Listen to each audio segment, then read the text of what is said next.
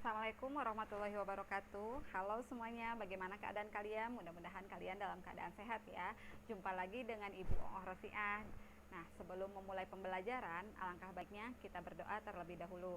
Berdoa menurut agama dan kepercayaannya masing-masing. Berdoa dimulai. Berdoa selesai. Nah, pada pertemuan keempat, Ibu akan menjelaskan tentang struktur dan kaidah kebahasaan teks eksposisi. Struktur dan kebahasaan teks eksposisi. Struktur teks eksposisi dibagi menjadi 3. Yang pertama adalah pernyataan pendapat atau tesis. Bagian ini berada pada bagian awal teks yang berisi topik yang diangkat oleh penulis. Kedua, argumentasi. Setelah topik diangkat melalui opini, bagian selanjutnya ialah bagaimana opini tersebut didukung dengan argumentasi berdasarkan data dan fakta yang kuat serta sistematis. Ketiga, penegasan ulang. Bagian ini berada pada paragraf akhir, sehingga disebut juga sebagai penutup atau kesimpulan. Kaidah kebahasaan teks eksposisi. Yang pertama, istilah.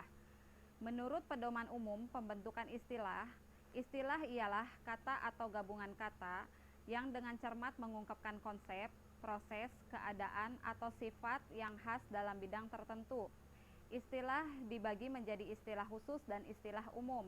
Istilah khusus adalah istilah yang pemakaian atau maknanya terbatas dalam bidang tertentu. Sedang istilah umum adalah istilah yang berlaku di lingkup lebih luas atau umum.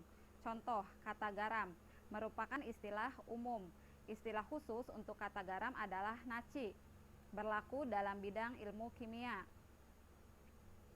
Afiksasi. Afiksasi atau pengimbuhan adalah proses pembentukan kata dengan mengimbuhkan afiks pada bentuk dasar, baik bentuk dasar tunggal maupun kompleks.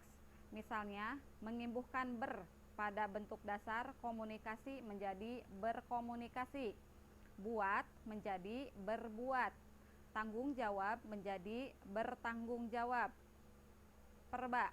Perba merupakan kata kelas yang dipakai untuk menyatakan suatu tindakan. Penyusunan teks eksposisi. Langkah penyusunan teks eksposisi yang pertama adalah menentukan topik.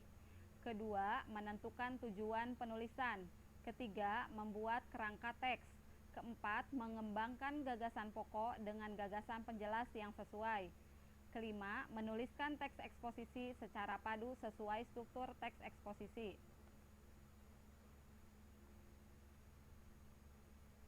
Penyuntingan teks eksposisi. Yang pertama, menyiapkan naskah siap cetak yang siap terbit dengan memperhatikan segi sistematika, penyajian, isi, dan bahasa.